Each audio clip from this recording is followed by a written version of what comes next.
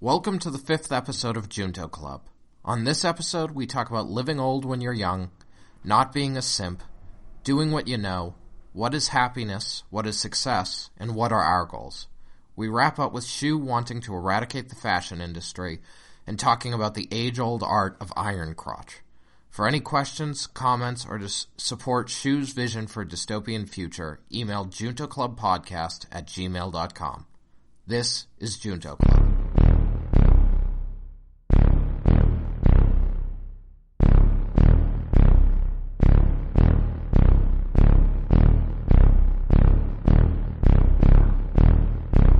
Junto Club. Welcome to episode 5 of the Junto Club. It's Christmas Day, and once again we're drawing inspiration from Benjamin Franklin to discuss philosophy, politics, and a variety of other interesting things in order to better ourselves and better understand the world around us. So I think that covers it, right? That's fine. All right. Perfect intro. Yeah. So today we were talking about the vaccine and who should be getting it and whether it's going to control our minds. Are we really talking about it? No. I mean, I will get it. And we are not qualified until next fall, right? So yeah, no, I know. We might be dead by then, right? So I'm a 30-year-old healthy male, Shu. I mean, just go apply to be like, work as like a grunt labor at a hospital. They'll vaccinate you and then just immediately quit. Yes, a hospital volunteer. Scam the system. Yeah. All right, so to follow your intro about draw inspiration from Benjamin Franklin, of course, per usual, we always start with a quote from Benjamin Franklin's Paul Richards Almanac, right? So today, the quote is something. This is the one I don't understand. Again, I don't really get, so I need to ask you guys what it means. So this quote is from Benji again. An old young man will be a young old man. What does that mean? Well, I think, first of all, I would like to say that I think this probably has many interpretations, I think this is open, but, my first thought is, how like people when they're like young, if they're like super active and extreme, they'll like hurt their knees and their back. And then when they get to like be like 50, they'll be like injured and they can't move around well. I'm wondering if it's just something like, an old young person takes care of themselves better so that once they get to like old age, they're more active, more capable because they haven't kind of like beaten themselves up so much. But if you like really run yourself ragged when you're in like your 20s, like supposedly it comes back to bite you. We're not old enough to know for sure, but. Oh, okay. Actually make a lot of sense to me, actually. Yeah. Yeah, no, I mean, that does make sense to me. Yeah, like there's a lot of quotes about like burning out fast versus like the longer burn or something, it sounds something along those lines. Mm-hmm. Okay, nice.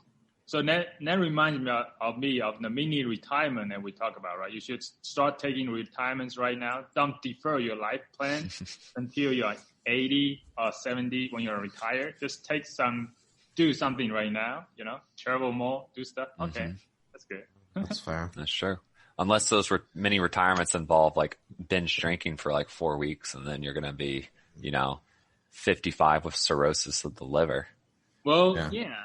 Well, mini retirement is basically like whatever you want to do when you're retired, do it right now. Don't wait until you are old. Right? I mean, is our generation still going to get retired? I don't know. No, I mean, everyone will just be working like their jobs will be like totally non-physical and remote. So it's like they'll have no excuse. So I assume more and more, and plus with Social Security and everything probably not existing or existing to a point where it's like, oh, we'll give you like $1 a week. Like I assume it'll be different. It depends what retirement means, right? So traditional retirement means like do nothing, sing around, just do it whatever you want. I guess like leisure, play golf, spending time with your family. I think the new concept of retirement is more like, and to me, it's more like using your time to do anything. You still work, but it's not work anymore. It's doing something that you really love doing, and it's like maybe more like still productive, contributing to the society, right? Yeah, it's like you're just financially secure enough. You don't have to make like money the primary motivation behind your work. So yeah. So. And next, there's something new movement called FIRE movement right now. Have you heard of it? Yeah, it's like the people who retire at like 40. Yeah. Financial independence and retire early or something like that. Yeah, something like that. Yeah. So yeah, and I think we're going to talk about it in the future more, but right now, I guess, like it's just regarding retirement, I look in Warren Buffett and, like he's still going like almost like 90 something, right? Mm-hmm. Wow. Yeah. Yeah. Well, I mean, it's Warren Buffett also just like, I feel like it's different if it's your company in a way, cause it's like you can essentially like be the sort of figurehead of the company without probably having much, if any, responsibility. Yeah. So. He can probably run on his own, but he can step in and like adjust or do things as he sees fit. But like if he's not there, it doesn't matter. Yeah. It's sort of like, this is my legacy in a way, and I'm going to maintain it. So it's essentially something when I die, but. Yeah. So the reason I brought up Warren Buffett is because today I want to introduce you guys to Charlie Munger. Also, yeah, do you know who Charlie Munger? Mm-mm. So he's considered well, first of all, he's a student of Benjamin Franklin. That means he studied Benjamin Franklin a lot. He studied his life and stuff like that, wisdoms, and then also he is a long-time investing partner of Warren Buffett, right? So if you consider there's two persons actually in the investing world. One's Warren Buffett, the one next to him is Charlie Munger, right? They are around the same age. He's lesser known because, he doesn't really do a lot of publicity stuff. Warren Buffett is more like out there, right? So, but his wisdom about investing, he also has, his wit, like very, very humorous in a way that people really enjoy when he talks. Also, whatever he says, like, always have a very insightful life advice. So both to investing and to life, right? So one thing he's proponent of is I guess let me go back to so one thing that and one event, right? When people are asking in the audience, asking how do you find a worthy mate, right? That's a question the audience posing to Charlie Munger when he was like probably 85 or 80, something like that, and he answered to find a worthy mate. Basically, I think his answer was paraphrasing, is be worthy of a worthy mate, right? So instead of try to find someone who's beautiful, really very good, sophisticated, intelligent, be that yourself, right? So work on yourself, be worthy of the worthy mate. So I feel like that's very, very insightful view of a very good advice for young people to find stuff, right? Find a mate, which is a very important life decision, right? So.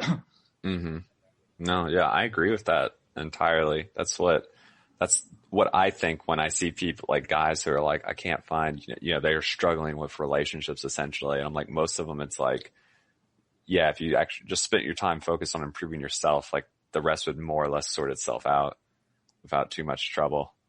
No, I mean, I agree with that to an extent. I will say that I know many people who are awful who don't struggle. So, I mean, I guess, so, I'm not saying it's a sufficient but not necessary condition. Exactly. Yeah. No. Yes. I believe it is a sufficient but not necessary. Yes. What do you mean by awful but don't struggle? You mean don't struggle finding a girl? Is that what you're saying? Of course. Yeah. I mean, I know that you must know tons of people who are just like sort of, junkies, drunks, and, but they have they're confident and, so that they're confident so they don't have any issues. Do you know why? Do I know why? Probably because they're confident, but. No, because they don't care, so they just go ask girls, right? Whereas nice guys, they never do it, and they're afraid of it, and they think too much, right? Yes, right. No, I mean, I'm sure with them it's a numbers game more so than anything, but it's Exactly. but at the same time, it works, right? I mean, so it's, so that's why I say sufficient but not necessary.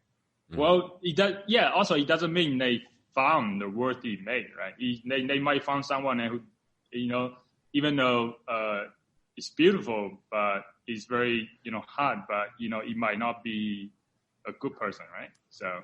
Right. Well, like that's worthy fair. of them based on Mike's description of them being kind of bad people. Right. Well, I would say they're probably often they're preying on people who have low self-esteem, right? Or they're preying on people who have come from not great situations. So anyway, my point is that all the nice guys out there, stop being nice. Just be a jerk. Go ask, I'm saying that just don't be afraid. Just don't be too nice, basically. Girls be nice doesn't mean you're going to get a girls, right? The girls want someone who's more aggressive.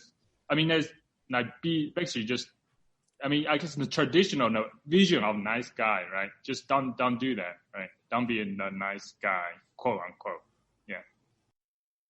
Being nice guy, I think a lot of people think is being nice means to the girls means that, you're going to do whatever the girls want, right? You're going to be very considerate to what the girls' feelings. And then sometimes that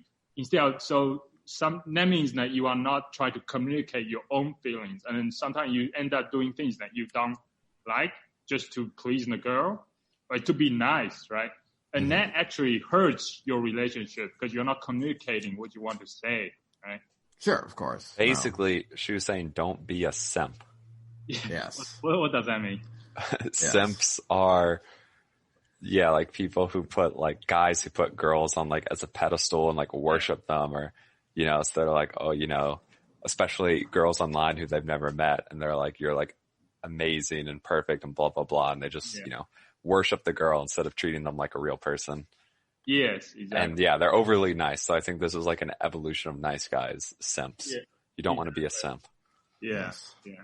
Well, no, I mean, I feel like this, that traces are any type of relationship you have in life is literally if you don't communicate your feelings, you develop shame, and develop shame, and that leads to resentment and anger, and ultimately you just explode. But so you need to communicate your feelings up front. Oh, we're getting into Mike's dissertation now. He's bringing it out. It's everything. Your PhD thesis was everything. That's right. No, it's true. I mean, it's relationships are not hard if you say this is how I'm feeling and this is what I want. And if the person values you, then good. And if they don't, then the relationship is dissolved. Yeah. Ones and zeros are everything in people and robots.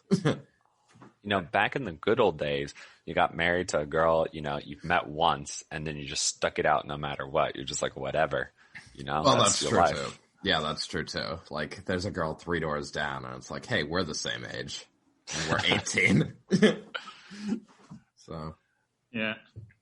So. All right. So then that's, I guess, going back to Charlie Munger, that's one thing that regarding finding your mate, be worthy yourself, right? Be worthy of worthy mate, right? So the other one, that's about relationship and life. The other thing I like studying him because he has a lot of advice on decision making, and also especially regarding investing, right? He's an investor, right? So making a lot of good decisions, and you can apply the same principle to life decision as well. And then one thing he's a proponent of is something called mental models.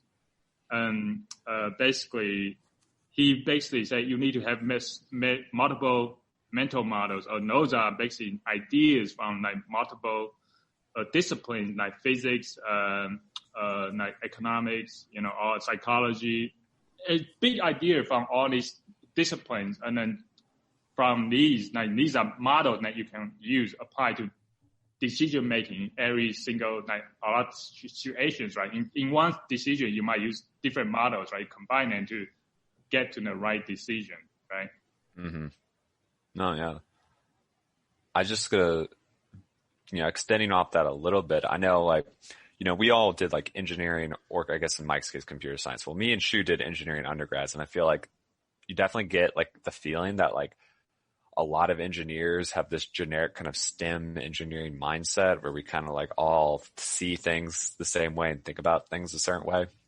And it's not entirely different. I should probably do more to branch out, but I do feel in graduate school, when we went into AI and computer science, kind of thinking about solving problems through AI gave me a different perspective at how to approach problems from the generic engineering mindset.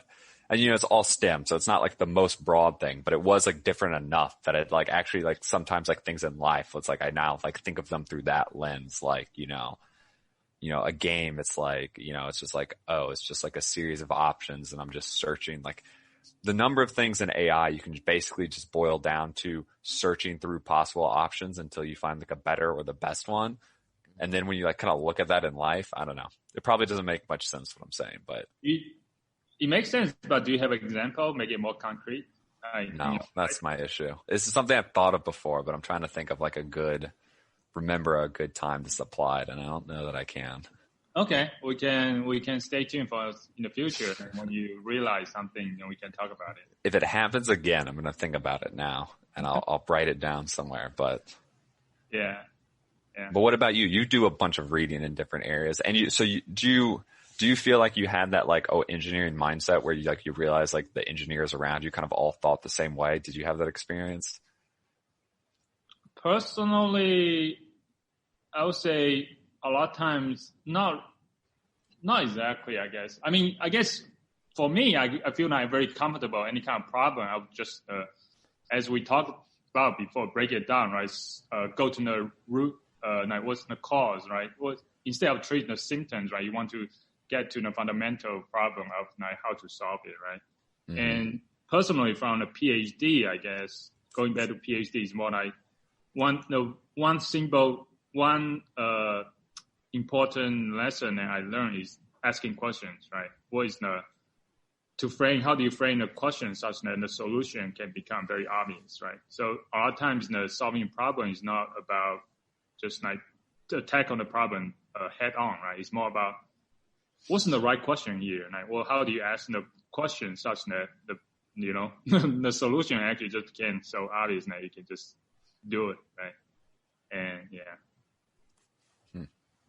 So anyway, moving on to basically a few examples of the mental models that Charlie Munger like to use. We're going to talk about more of these models in the future, but the couple one is something called the circle of competence, right?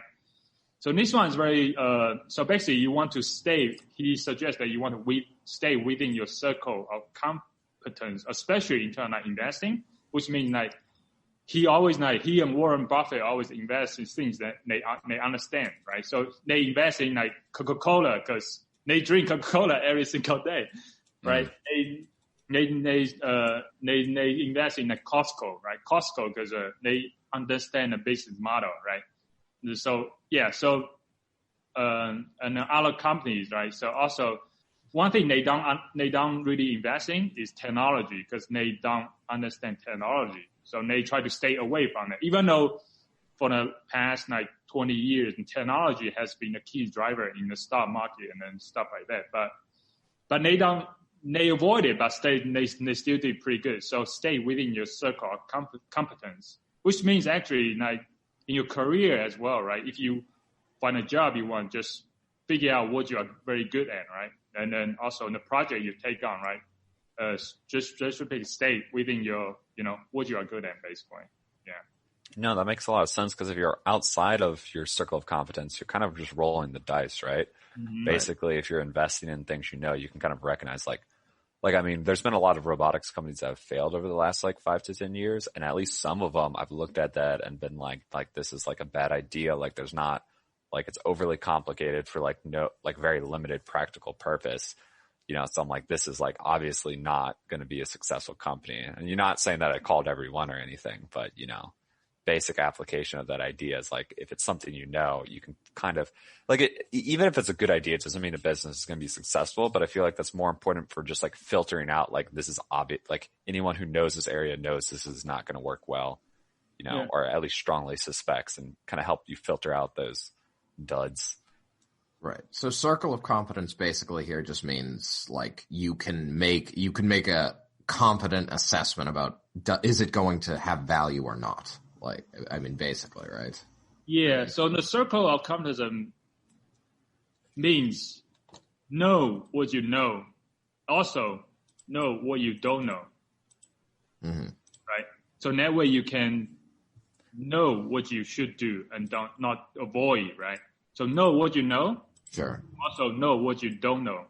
I mean, a lot of times I think we thought, we know everything, right? We're not aware of what we don't know. That's what we don't know is what's going to kill you, right? So a lot of time we go to do stuff that did not realize that, this is something that we do not know, right? So to know how to do something. So yeah. And I think especially PhD, right? I think we have the, arrogance. We went through PhD. Now we can learn everything. Then, we might be we can basically do everything, right? So, at least, so I think we need to be careful of that kind of mindset that we can tackle anything that we want. But to be aware of where we our weaknesses are, right? And what we don't know. Yeah. Yeah.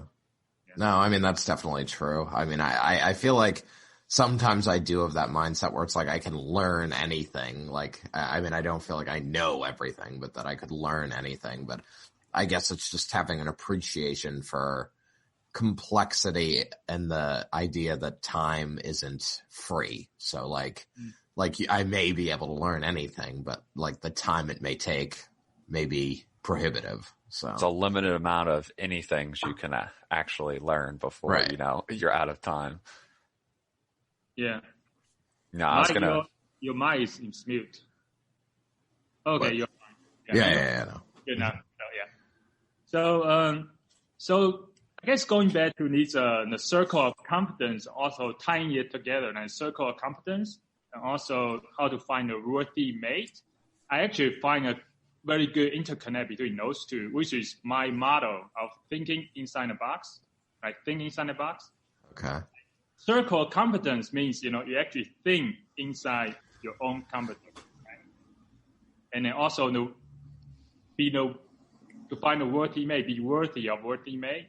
You need to go inward, work on yourself. That way you can expand outward to find the person you want. So anyway, just a plug for my framework of thinking. It's called, inside the box thinking. So,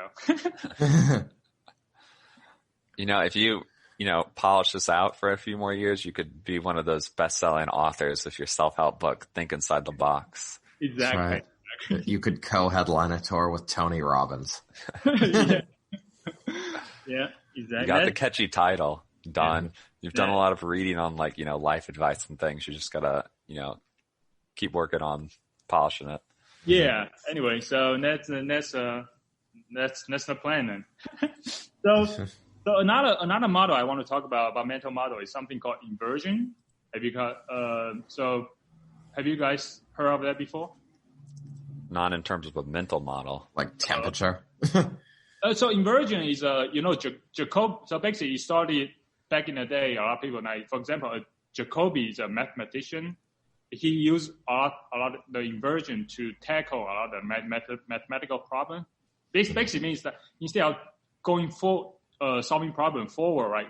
He start solving it backward, right? So he start with I think we are familiar with that. Basically, a lot of you want to state a theory, right? You start with a theory instead of try to find the truth. You come up with a theory, right? Scientific theory, and then try to prove that theory. Going backward, you start with a goal and then go backward to find evidence for that theory, right? That's what basically what science is, right? Mm-hmm. Basically, Einstein's relativity theory. Instead of finding the truth in the universe, right? Like, because so vast, you don't know where to go. He just, from his observation, he just start with the theory and then using that, and then to find evidence to support that theory. So I'll say that's basically what inversion is, right? So, yeah. And then, yeah. Make sense? Yeah, no, that's applied. Yeah, you're right. That is in some ways a lot of the scientific method more often works backwards, I would say. I mean, there are instances where like people start with something fundamental and then try to like develop it from there. So this sort of like forward thinking. But, yeah. So what Charlie Munger said about that, like, to life is like, to be successful in life, it's not about like how to find a successful path to be successful, right? To do the right, very smart thing, intelligent thing to be successful. All you need to do in life actually is just to avoid stupid mistakes. So that's something he suggests, right? To find a very smart way to do something, sometimes you just need to avoid the stupid mistakes. Yeah. See, to me, that seems like forward thinking though, right? Like you're not establishing a goal you're trying to work to as specifically. You're just saying like, if I keep moving forward and like avoid, doing something bad, then you're probably going to end up someplace good, which makes sense, right? Because there's like a lot of interesting paths you can take in life and a lot of just different ways you can be successful. So yeah, no, I mean, that makes a lot of sense because you could say there's a lot of different opportunities and like even decisions or things that I've done that have probably been wrong, I'm like, oh, maybe if I went back, I could say the ideal thing would have been to do something else, but like it opened up another opportunity because I did that I like and turned out to really like or enjoy. Locally greedy decisions often lead to somewhat optimal like end. So. And if you don't have any way to like, do a global search, that's probably the best you can do. Wow. So Dave, you bring AI to your methods to your daily life now. Yeah, that's it. Right, just too greedy in every single decision. But the problem that you reach a local minimum, right? So, yeah. Local optimum, yeah. Right, you reach a local optimum, but like the resources required to reach a global are like there aren't the resources you need to reach a global optimum. Yeah. So. What happened to us being all about long-term, planning and stuff, long-term goals? You're going back on your word. You do both, right? Anyway, so I guess, I mean, maybe the PhD, like, I guess 7 years or 6.5 years, like that could be considered like a greedy decision, right?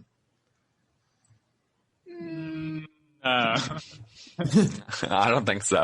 No. Okay. No. Long term is like 1 year, like master degree or something, right? 2 years. Yeah. No. That's fair. I mean, I feel like.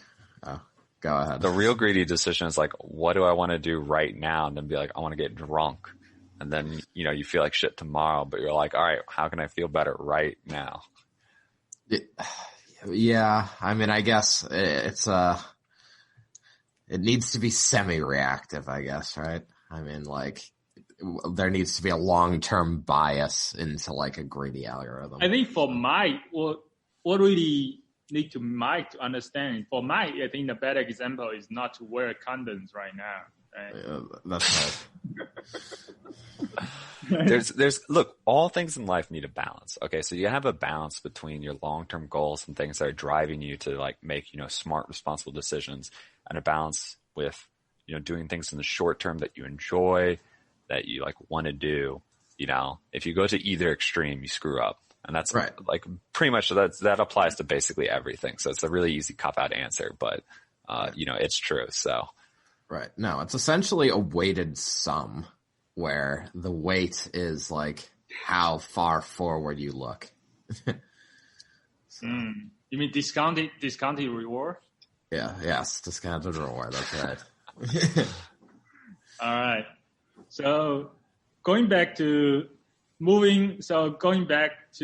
inversion. So basically, there's two other examples that we can use to apply the inversion actually to our lives. Actually, one thing is like happiness, right? So instead of trying to, I think most people have a hard time defining what happiness is to them, and it's for me, right? A lot of people are trying to find one, but instead of doing that, you can do the opposite by asking like, what is the opposite of happiness, right?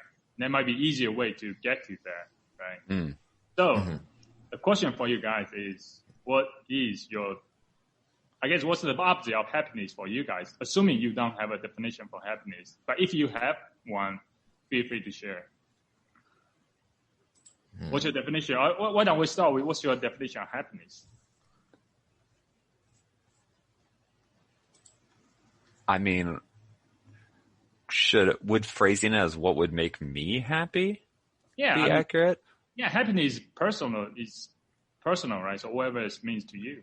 Yeah, I don't know. I guess I just want, I want a successful enough, I want work that's interesting. I'd rather not just have a job you grind, right? I mean, that's most people. And I want just enough money that I don't really have to worry about it. I don't want to be rich. I don't really care about being rich, but just enough that you're not stressed about money, which is get to upper middle class and you're basically there, And then, I want to have a family and enough time to, do the things I enjoy, just my hobbies and stuff. This feels very basic, but I don't know what a better answer is, right? You want to find satisfaction in work. You want to be successful, at least successful enough. Some people want to try to achieve a lot. I think just being successful enough that, you're good is fine. And then, just enjoy your life. That's pretty good. Yeah, no, I mean, I would agree. I guess because I'm more of a glass half empty person than Matt. I guess I just would view it as more in terms of a lack of things, right?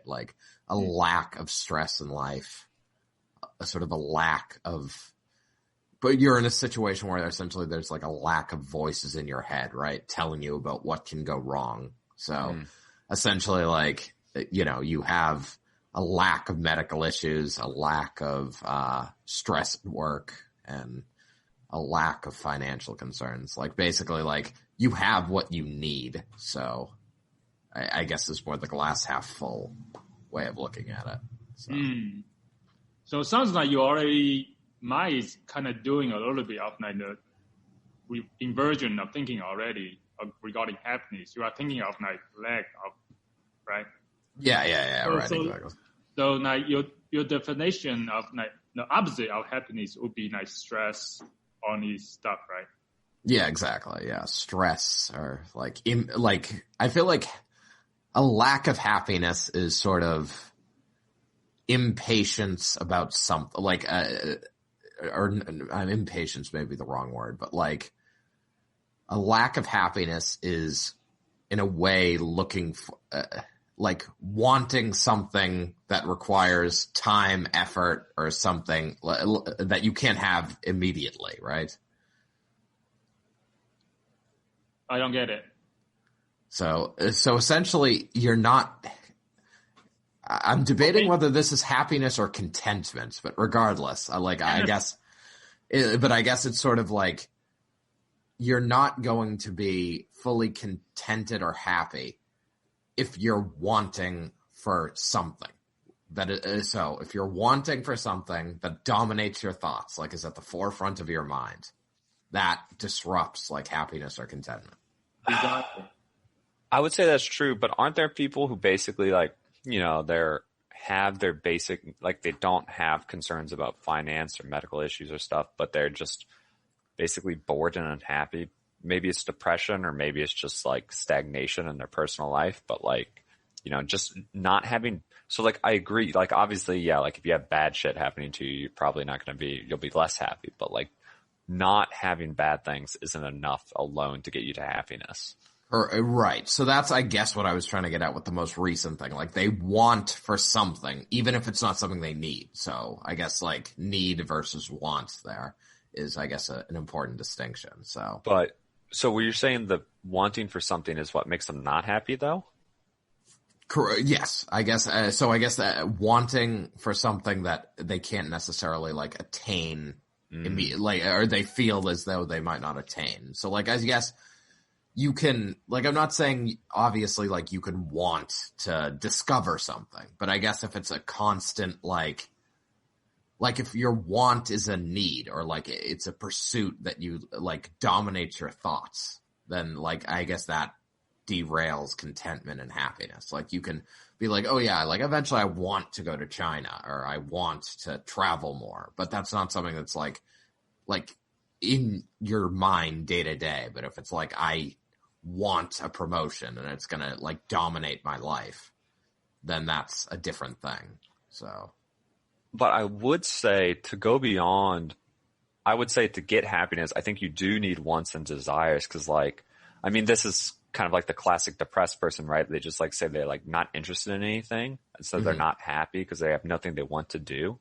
And I feel like you're happy when you're satisfying your desires, but if you don't have something you want strongly, you don't have something you really desire, you can't satisfy that. And I feel like, so you can't really get happy without that in the first place. Sure. So, Go ahead, Chuck.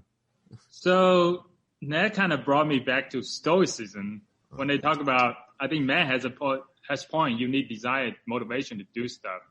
I would say Stoicism would say it's good to desire, but you should not attach to the desire. Basically, like you want this, right?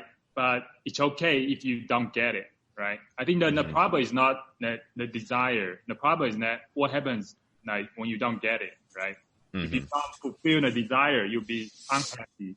So yeah, basically, anyway, just quick, a dose of Stoicism. Just don't be attached to the outcome. Right. Well, no, that's exactly that's, I guess, a good way of communicating what I was saying, I guess. Yeah. So that's, yeah. So Stoicism was very helpful there, Shu. Also, as long as we're bringing up Stoicism, wasn't Stoicism explicitly that saying that you should experience stress and hardship? And that was that supposed to just make you a better person, or was that make you happier by like experiencing hardship? Then you'll be like more appreciative of your normal life. Well, you'll be more resilient. Resilient. Yeah. So more be basically like, because hardship in the future is going to happen. You basically try to prepare yourself. So when it comes, it's not going to be as bad. Yeah. So to argue, to reach, let's say, optimal happiness, arguably you need some periods of stress and unhappiness, like, not too often or too severe, but like sprinkled in, so you don't just become, I guess, complacent. Yeah. I don't know. Yeah. I would say, well, what was the question there? I'm just kind of thinking out loud. It's kind of like, yeah, I don't know. It's kind of like you can't enjoy food if you're eating all the time, right? Because you won't be hungry anymore. So you got to like stop eating and get hungry to like to maximally enjoy food. You have to be really hungry, right? Same thing in life. Like if you really like, if you legitimately just have like everything you want satisfied, like I feel like you can get into this place where you're kind of like, you just don't feel motivated anymore, and like the effect of things is as much. So probably like some periods of like contrast will like overall make your happiness long term higher. Right. Yeah. Well, I guess if you always are eating cake, like you can't even appreciate something sweet, versus like if you eat regular like plain foods or something, it is sort of that difference, like that. I mean, if you're always at 100, then there is no 101.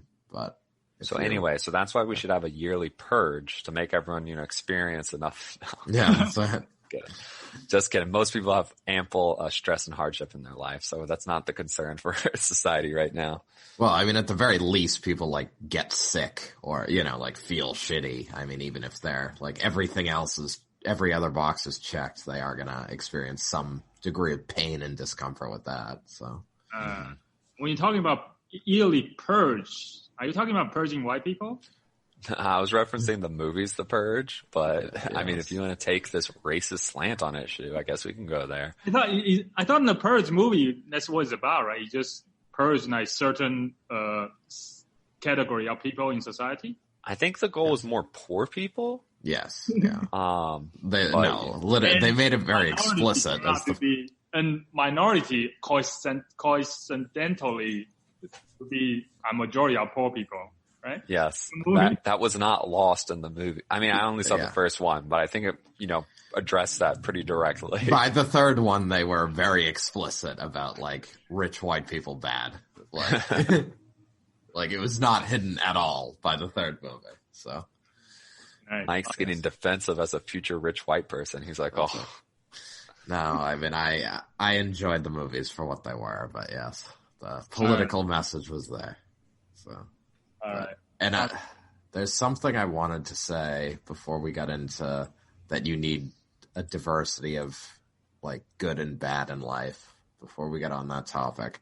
Oh, that's right. Stoicism and attaching yourself to outcomes. Yeah. So I think like another way of viewing that is essentially like making external sort of desires, like with respect to like career and I guess relationships or whatever else, so making those external sort of desires, wants, synonymous with yourself. So I think that's sort of another way of saying it. So that, or maybe like a maybe more modern psychological way of saying it. Like, so how you, and this is something I've thought about too. Like a lot of people like say that's not me, or that like they have like a clear identity of like who they are. And I always find it interesting thinking about like, how do you define yourself without bringing in external entities? Cause I mean, humans are social creatures and like, I mean, I guess how do you define yourself outside of, I guess, the society environment you live in? But I guess that's in a way what Stoicism is getting at is like those things you have, like the desires you have in that external environment should not define you. So you shouldn't attach yourself to them. Mm-hmm. So. I'm a little bit confused about defining yourself. A little bit. I mean, I guess actually desire. I don't think desire is. I was thinking about desire is more internal, like it rising from yourself. But I guess your point of desire external is like sometimes the desire is you desire something that might not be your own desire. Is that sometimes you might think, oh, this is what society says that I should want, but you don't. Should desire, but you don't realize it. Like, for example, desire to be like rich, famous, right? You feel like, oh, that's what society thinks that you should be as quote unquote definition of successful, right? Right. You try to achieve that, but if you look deeper, like, oh, this might not be what you want internally. Okay. Well, I mean, it's not necessarily what you don't want. I mean, you may want that internally. You may want to be rich and famous, but it's not necessarily what you don't want and society wants. But it's like there's more than internal control. Like you don't control that, right? Or you don't 100% control that, right? I mean, it's you need to work within the society to attain that. Oh. So I mean, so with respect to like external, like, I mean, you can sort of say, like, you can have internal desires like, I want to be more intelligent, more compassionate, in better, like physically in better shape. And you can work toward those things, like, and those are purely sort of internal drives. Whereas, I guess if you attach to, I want to be famous, I mean, that's 100%, or like that is, I guess requires interfacing with like an external environment and depends on factors there that you could not possibly control. I see. So you're saying that desire is more or less internal, whereas an outcome of getting that desire is sometimes controlled by a lot of external factors. Correct. So you can have the desire, like, oh, I'd like to be famous, but as soon as you attach like the internal to that outcome, that's when unhappiness emerges. Like you see yourself as like a famous person, and so if you can't be famous, it's like your life's destroyed rather than being like, oh, that would have been nice, but it didn't work out. Correct, yes. So as soon as you attach your identity to something external, that's when you're Recipe unhappy. For disaster. Yes. This reminds me, I mean, I think it's related, but it's kind of like the idea of like learning to fail and just like letting, like, you got to be like, you have your desires and your goals, but like learning to fail gracefully is similar to like not attaching these things to identity in the sense that like it didn't work out, you didn't achieve your desire. It's like, that's okay. And you just got to be able to like accept that and move on. While if it lets you, if you let it get you much, either, you just become so upset, like you don't want to try anymore, or you become obsessive about something, then it's much worse. Yeah. No, I mean, and it goes back, like, I think I said at one point, like, there's a difference, like, at a graduation speech I heard, like, there's a difference between wanting to be something and to do something. So, like, if you want to be be smart according to society, or be, like, you can always be smarter, or you can always be richer, but it's like, if you want to, like, if you just say to yourself, I'm going to, like, learn, like, I'm going to be, like, I'm always going to learn to try to get smarter and get better, then, I mean, there's no sort of end goal associated with, like, oh, society recognizes me as a genius, or, or society recognizes me as super rich. Like, so if you just say to yourself, like, I'm going to study and make money, then you're always doing that. So, yeah. I think a lot of times that's a very good point. Sometimes we want to do something, to be something, but we might not be good at it, right? So, I mean, a lot of times there's a vanity in the things we try to achieve, right? For example, PhD, right? Like, a lot of times, sometimes there's a little bit of there's a lot of vanity in it too, right? So now you want to get a PhD because, that way you can be a doctor, and then people can think that you are very smart, right? So, yeah. Sure. No. And sometimes the reason I'm saying that because I might not get my PhD. So, so I try to save myself in a way. You two are going to finish now, but we're not going down that road. In any case, I do find this, like, I do, like, so I agree with the sentiment as we've been discussing, but, like, there are those people who are, like, saying, like, oh, I'm a work in progress, like, I'm always a work in progress, like that notion of, like, I'm always, like, I'm always striving to get better or whatever. And I do feel like there's definitely people who say these types of things, or like that phrase specifically, like, I'm a work in progress, and they use it as an excuse to never get better. So, I mean, I do want to say, like, like, movement is important, and, like, that's what, like, there's this again a tension, sort of we've been, like, everything we talk about has, like, the spectrum of, like, how far do you look forward, or how far, like how much weight do you want to put on a certain goal, like, in order to like achieve, like, that goal being synonymous with you, versus, like, I'm working toward that, but I never make any progress. So, like, I mean, I think there is, again, sort of that continuum. Like, yeah, like, does this goal define me and I need to get there? Or or am I just going to say, like, oh, it would be nice to be famous, or nice to be rich, but I'm just going to essentially just go to, like, barely work and just expect other people to take care of me? Or, I mean, I guess, again, a tension between, like, investing too much of your identity versus, like, none of your identity. So. Well, that's why you need to believe in what you want to achieve, right? So, yeah, like, you want to go for it, like, take the leap of faith if this is exactly what you want, right? So, I think a lot of times it's like figure out what you really want, right? Sometimes, like, what you want might not be, you thought you want might not be what you really want, right? And then sometimes you want something and you get it, and then you realize, oh, this is not what I want, right? Right. I mean, So, going back to inversion again, like the happiness. So, I think what's the opposite of happiness for you, Matt?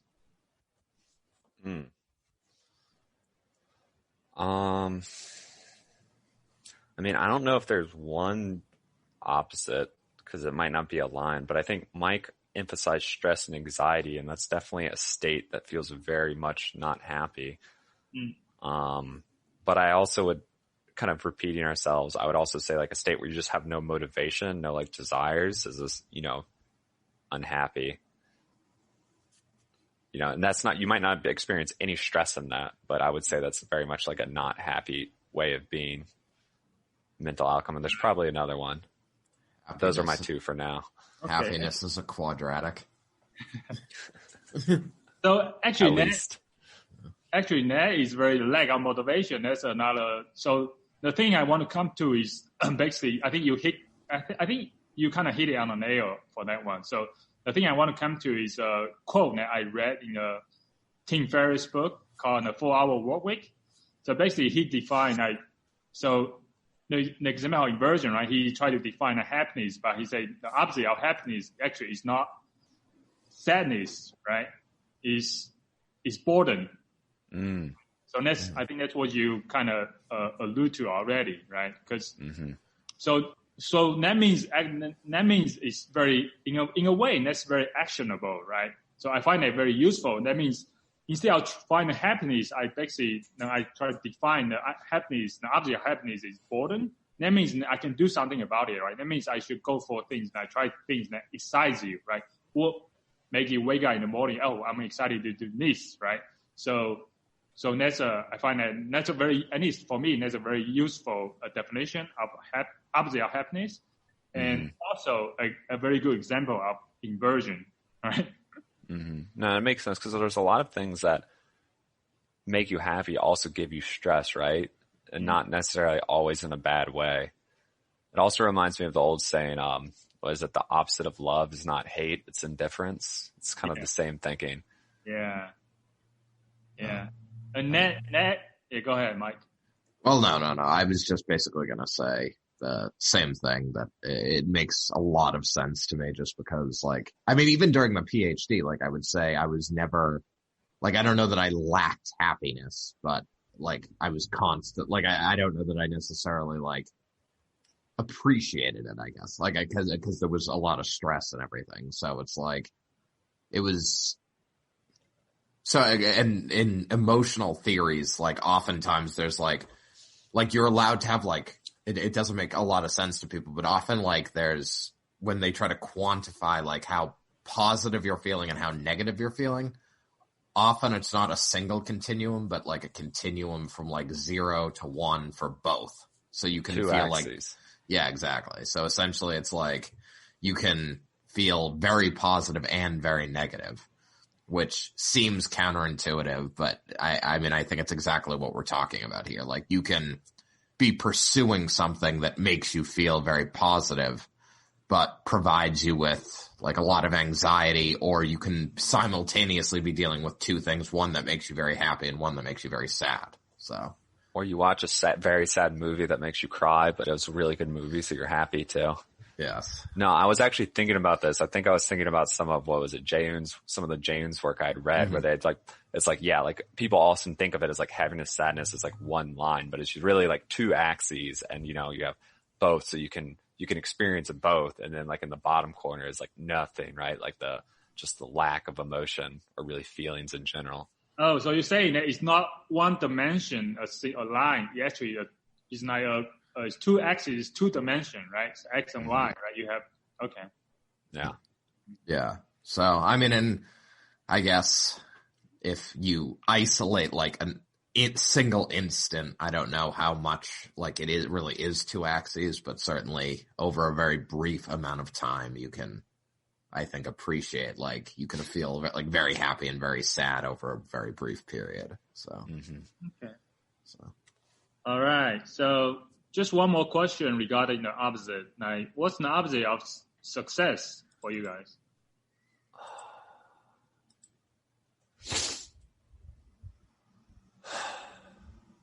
I mean, success is so personal, I feel like there's a bunch of different ways to be successful in life, and there are, maybe not all equally valid, but they're all valid. So it's hard to describe an opposite to this because, some people don't care about making money. Some people just want to help other people, or they just want to, like, have a happy family, or, or they want to become, famous and well known, or they don't want to become famous, but they want a lot of money, they want to leave some legacy on history. Like, there's a lot of ways you can define it. So making an opposite's too personal. But yeah, that's where I'm going. It's personal. I mean, I'm asking you, like, what's opposite of success for you?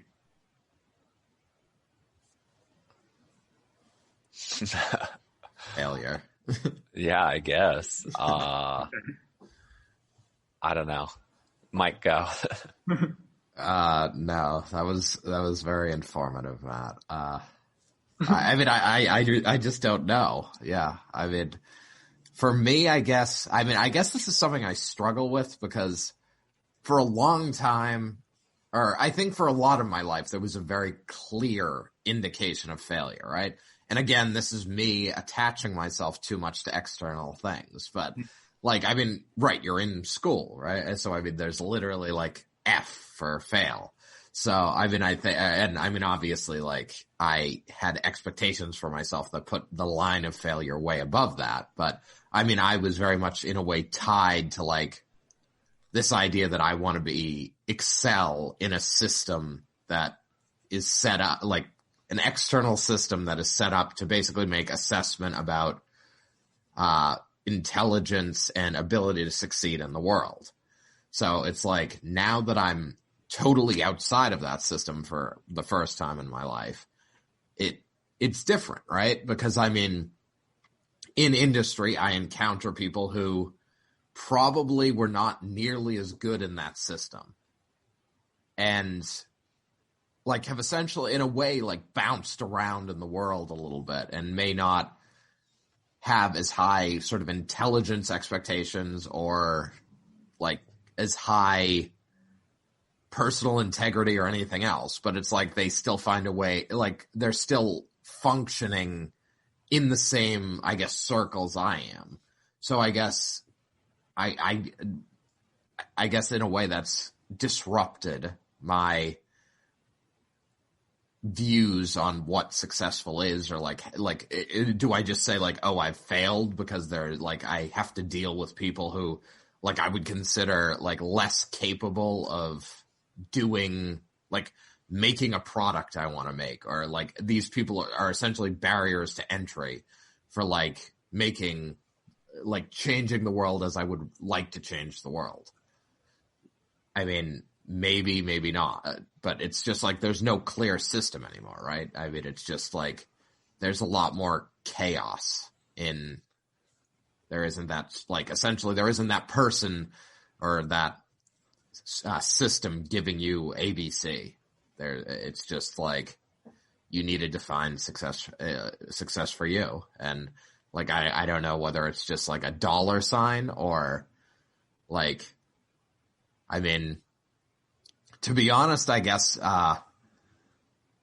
having babbled through all of that, thinking about it more, it's just, I guess success to me would be working in an environment with people I respect and believe can do a good job and working toward a common goal that we think can better the world. And finding and making enough advancement to both make a difference and make enough money to like live comfortably, where money isn't an issue. And you do not like your coworkers, do you? You better hope they don't listen to this podcast. Oh, no. I mean, I do like my coworkers. Like, it's just more like it's even just dealing with like different companies. Like, there were people like I interviewed with like before getting this job who I was like clearly I don't know how you like are in this position. Like in a like I mean it's just like even going to like other like conferences like during the PhD, you're like this person is going to have this like this person is absolutely going to have the same degree as me and may even have it sooner than I'm going to have it. And that's like in a way troubling. Yeah. But it sounds like your success very hinge on, at least the example you was very much, but I mean, okay, I see your success like working in that, but my question was, what's the opposite of success for you? Is it just going to be the opposite of that, or is it going to be something else? Oh, okay. I forgot the inversion aspect of this. You need to listen, dude. Yes. You need to be a better listener. Listen to my question. No, I rambled for too long and forgot where we started. So opposite of success. So it's not exactly the opposite of that, but I guess being put in sort of. So the opposite of that I think I would take is put in a position where you feel like you're not making a difference and or you're not. So I'll just use or. So feeling like you're not making a difference or being, I guess, inadequately compensated for the difference you're making. Basically, if I was to generalize what Mike said, I think he essentially set up his goals of like what he wants to feel successful. And then his opposite of success is just not achieving those goals, which is kind of like the trivial answer, right? Like what's the opposite of success? Not achieving the goals that you've defined that make you successful. But I mean, is there a better answer? Yeah, I'm searching that better answer.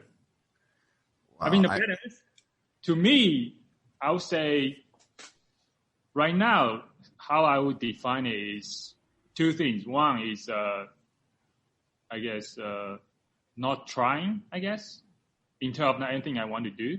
But in the bigger picture, it would be not, I guess, not living a full life, I guess. I don't know.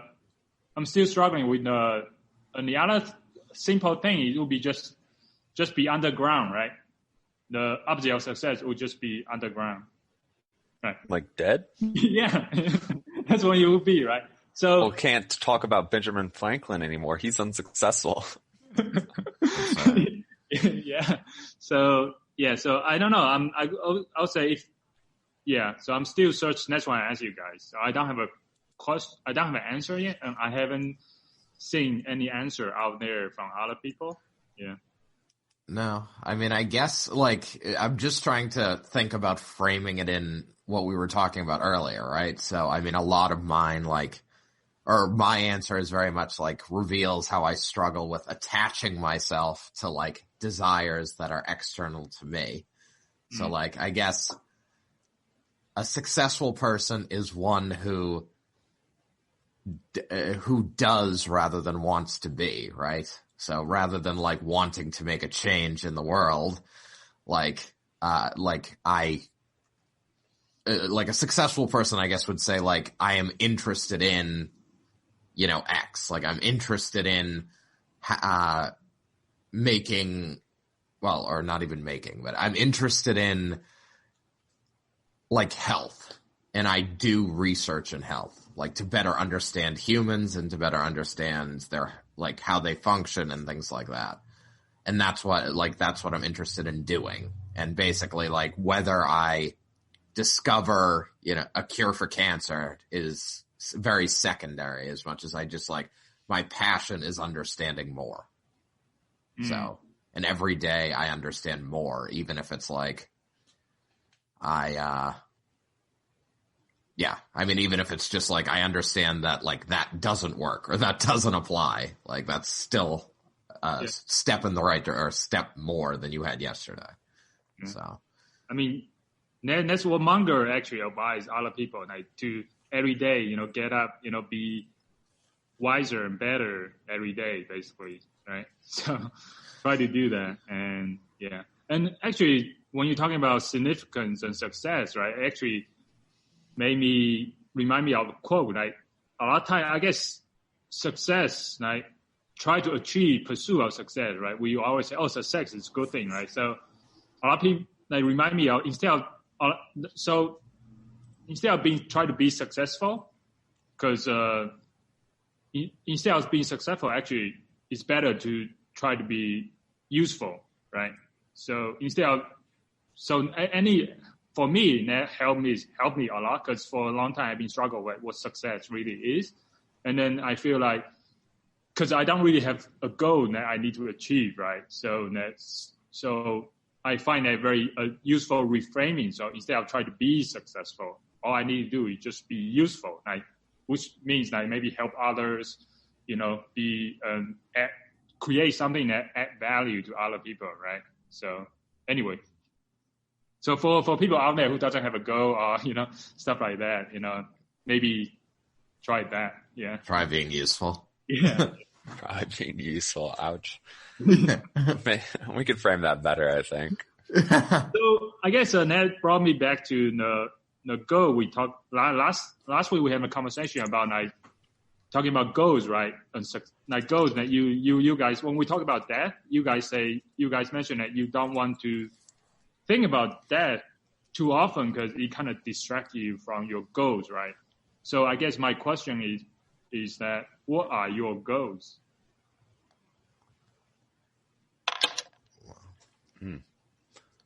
Mike? Well, I mean, it's not even necessarily like, my goal, I guess, or my most immediate goal is just to enjoy life or find happiness or something. Like I feel like death in a way is a distraction just from everything. Like it's just existential sort of dread. Like it makes you think too much. So it's harder to focus on. So like my goal for today could be like, I want to go, I want to do a workout. I want to enjoy like a good meal and I want to relax and, sort of relax and watch TV or play a game or something like that. But I guess if you're focused on death, it takes you out of the moment, right? So I mean, I guess that's part more what so it's not necessarily that it's a distract, like, oh, I have this goal that I want to make a business before I'm 35 and I'm just so worried about death that I can't pursue that. But like, it's more just like, yeah, I can still pursue it, but it draws me out of the moment to the point where it's like, does anything I'm doing matter if I'm taken out of, like, if I'm sort of focused on sort of the end of everything in a way. So I guess it's more just, that's what I guess I'm getting at when it says it derails different things, is it's like zapping you from them. And to be fair to death, I feel like sometimes like a lot of the goals, like a goal I had with a PhD, like I feel like that had that power in a way too, right? It's because in a way, like I was often very focused on like, oh, I should be working because like until the PhD is done, like I haven't accomplished what so goals have that power too. But I mean, I guess death is just a harder one to sort of get around. Like, a harder one to get around for me. So,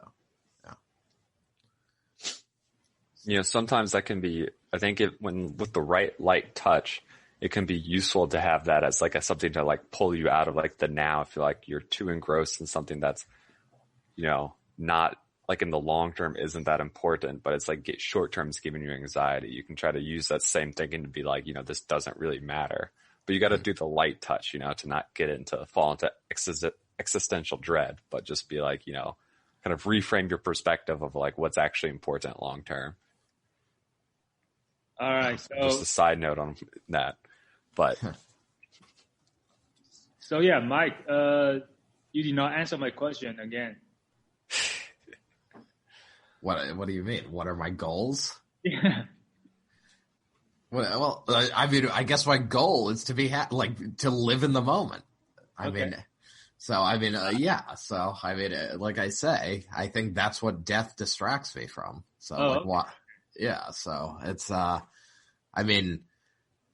guess I'm trying to not set long-term goals.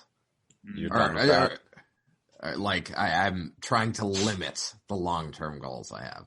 Cause now that the PhD is over, it's like, my next long-term goal could be like career related, like found a company or move up the corporate ladder or whatever. But it's like, okay, I've done that for my entire life. It could be to like, find a solid relationship and get married. But I guess that leads down the existential dread path, right? Because it's like, I mean, essentially, like, you could map out your life. Okay, next goal is to get married and have kids. Next goal after that is retirement. Next goal after that is find a good gravesite. I mean, it's like, it's like you just hack off like large pieces of life, right? So I mean, I guess that's what, so the key is not have those types of goals. Okay. So that's pretty good advice. What about you, Matt?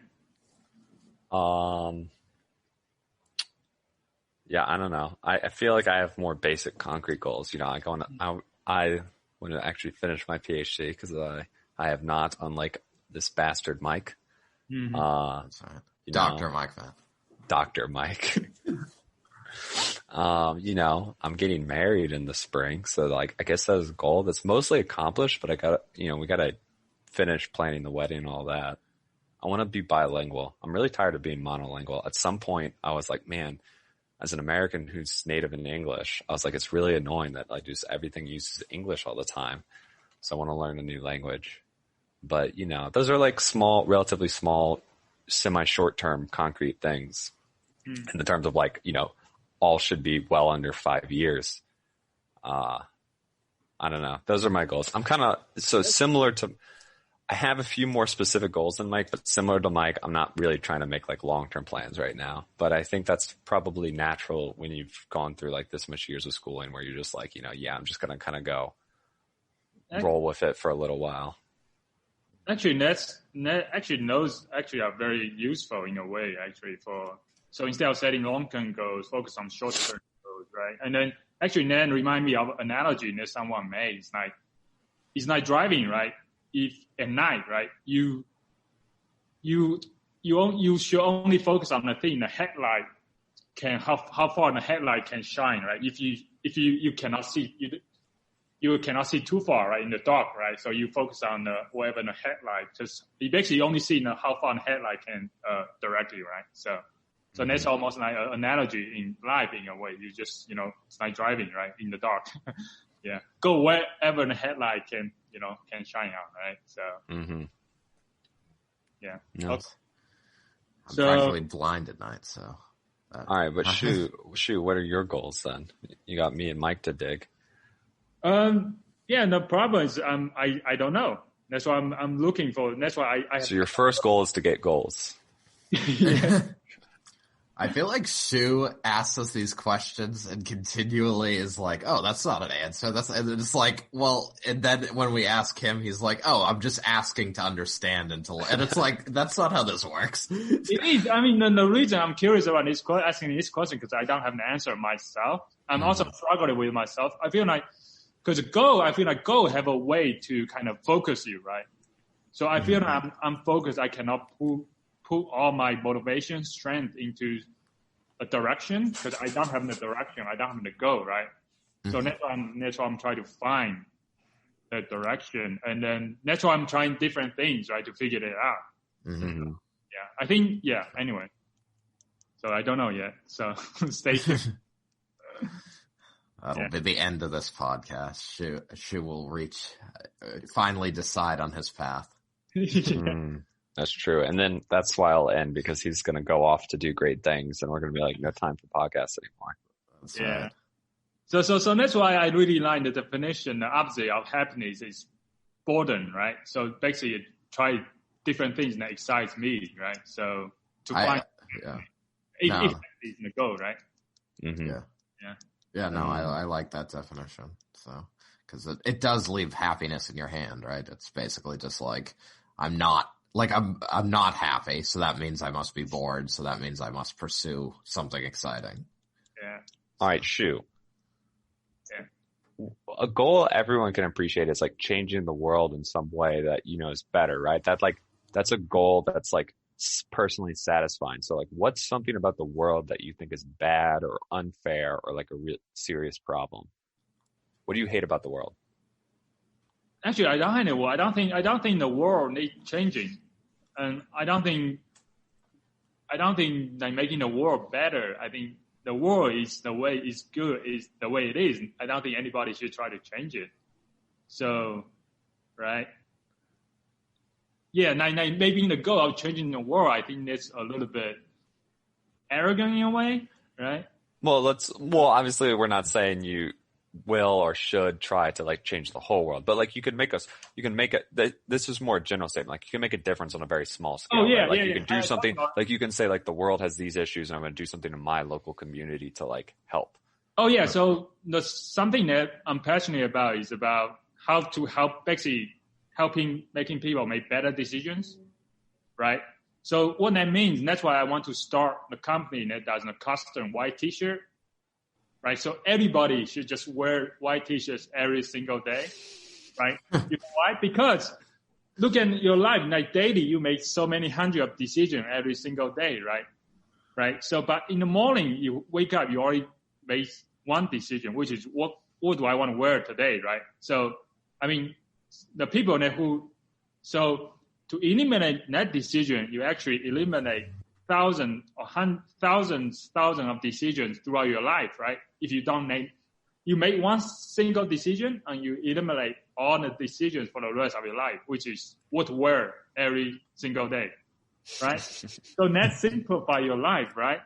This is a dystopian future. That's what I want to change actually, like to do that. That's my motivation to say, hey, I want to not make everybody, just encourage you, start a company so that allow people to have a perfect t-shirt they can wear every single day, which is white color, right? Or black, you know. I wear black right now. I can start. So basically that's my something that I actually thinking of like doing, yeah. Well, I mean, why? But I guess why the single sort of clothing item? I mean, right? I mean, companies do send like crates of clothes, right? Couldn't they just but then you're just picking between those crates. So that would eliminate buying clothes decisions, but you'd still have to think about what you want to wear today unless the company tells you like, the company could Monday, label them. Yeah. Like this is your Monday outfit. Like it gives you a set of clothes and then it has an app that says like, here's today's outfit. And maybe you have like a version for like more semi-formal or like, you know, I don't know. Maybe they got some pre-programmed things like, oh, you need a business casual one. Like here's today's business casual. Mm-hmm. No, yeah, that's exactly that I don't want to do. It's just simple shirt, wear it every day. Don't even think about it. Don't even worry. Don't even need to put in the bag of your head. You know, just wake up, put the shirt on, and then you can make other decisions. To be fair, like I think you could get away with that. Like 90% of days, you could just wear the t-shirt, right? Like I guess it depends what your job is, but how often do you actually have to like, you know, dress up special? Well, nowadays, all you need to do in the future, the mindset, if the mindset sets in, right, everybody's just going to wear t-shirts, even business formal, right? It could be just a white t-shirt. White t-shirt with a black tie, like drawn on it. No. That's changing it now. So the white shirt has nothing, not even a logo, you know, nothing. Yeah. Okay. So, I mean, I feel like it is a dystopian movie, like where everyone's in the same identical jumpsuits, and you know they go in for their like daily dose of like what was the drug in that book by Huxley? Like Soma, wasn't it? Soma. The break. See, Shu saw those movies and we're like, what an idyllic life. They don't have to make these pointless decisions. To be fair, Brave New World, which had Soma, was not necessarily a dystopian future. I mean, that was kind of like the whole point was like, is this actually like worse in society now, you know, making you question those assumptions. But that's a different topic. We're not getting into Brave New World right now. Yeah. But I mean, you know, there was some passion. What I want to point out is there was some passion coming from Shu when he was describing this. So, you know. That's true. I think, like, if you don't have any goals, thinking about how you might want to change the world or society or your community to be better seems like a very good starting place to be like, to find some, right? That's right. So Shu's goal should be to give a massive middle finger to every fashion designer who has ever lived. If he achieves his goal, millions will lose their passion in life. Yeah, that's what you're saying. That's right. That should be Shu's goal. Everyone wears the exact same thing at all day, all times. It's the same, but it's different. You know why? Why? It's custom fit, so it's big to you. That is fair. Yeah. So the problem is that for me, I had a hard time finding the perfect white t-shirt that fits me perfectly so I can wear it every single day. So anyway, worst case, I have a customer of one. So me. So anyway, should we move on to other topic or is it good for today? I think other topic is like iron crotch. Maybe we can start with that today or next time. Okay, we can wrap up with iron. Say that again. Iron clutch? Crotch. Oh, crotch. Have you never seen those people who like hit, swing bricks into their groin? No. Yeah. Oh, Matt, you want to describe the art of iron crotch, the kung fu? All right. I don't know what TV you were watching in the late 90s, but you know how there's like the iron body training in like China and other kind of Eastern martial arts where they'll like, they try to like focus and they like get hit with stuff and it like doesn't harm them, right? Okay, yeah. You've seen that. Sure, yeah. There's a variant where they do that, but it's with their crotch. And so they'll like have people like hit them with pieces of wood or they'll like tie a weight to it and then like swing it back and forth. And, and I was never sure if this was like a legitimate thing or just like a weird gag that like went too far for TV. But Shu linked an article saying it's dying, which all I have to say is thank God. Right. So you guys not familiar with the Chinese kung fu, the Qi Kung? Actually using the internal, they practice some kind of internal ki in a way to channel the energy to certain area of the body. So they are almost like indestructible iron, right? So if, for example, there's one like bow with a very pointy like spear, right? You try to spear in the throat, right? You cannot do it because they channel the ki to the area, so you cannot pierce the throat using the spear, right? So and then this one is iron crotch. So I find it particularly funny because they practice the iron crotch every single day, right? So and the art is dying because it has been very protected art historically. So right now they have not a lot of people practicing it. So they try to promote it right now for the world. So if you want to practice, iron crotch, make it invisible, you should travel to China and then practice with these iron crotch masters to get your iron crotch on. So yeah. This is idiocy, and I think I'm fine with an ending. You just what do you call that? Insulting the whole Chinese culture, then. Oh man, what are you doing, Mike? Kung fu, Chinese kung fu. Is it a martial art? Could you fight someone with this? I'm not sure it quite qualifies. It's borderline martial art adjacent. Well, it is right. If you're gonna fight kung fu like in the boxing rings, like if you're gonna fight someone in the street, right? What's the most vulnerable area of your whole body? Your eyes. Your eyes.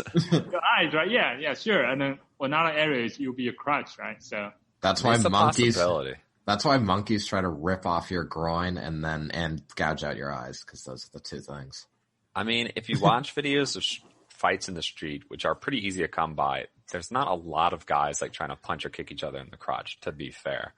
So truth be told, this is, I would say, is fairly low likely on the place you're going to get attacked.